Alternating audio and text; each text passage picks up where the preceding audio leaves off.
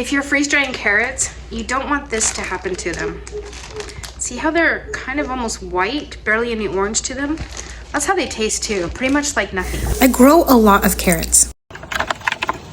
Ugh, that was just this small area.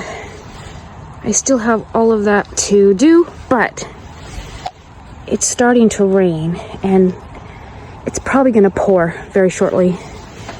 Not that it matters, my feet are sopping wet, but they are getting quite cold, so it's time to go in.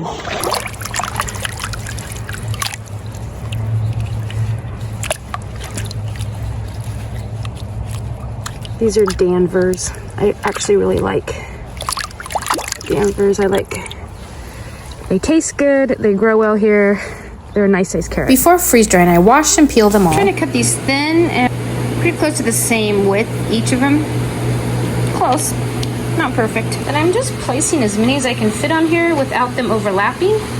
So that footage was a year ago, and I have since learned that you don't have to place them in a single layer. If you're worried that something will stick, just put parchment paper in between your layers, or like carrots aren't sticky, they're not juicy, just throw them on there, they won't stick, you'll be fine. So I loaded the freeze dryer up with carrots, all different sizes and shapes, turned it on, waited for them to completely freeze dry. When the process was complete, they seemed completely fine to me. They looked like carrots, they tasted like carrots, they seemed just fine. Until several months later, I pulled some out of storage and this is what they looked like. Compared to the carrots that I pulled out of the freeze dryer this week. I stored some of them in airtight jars. I stored some of them in double bagged Ziploc freezer bags.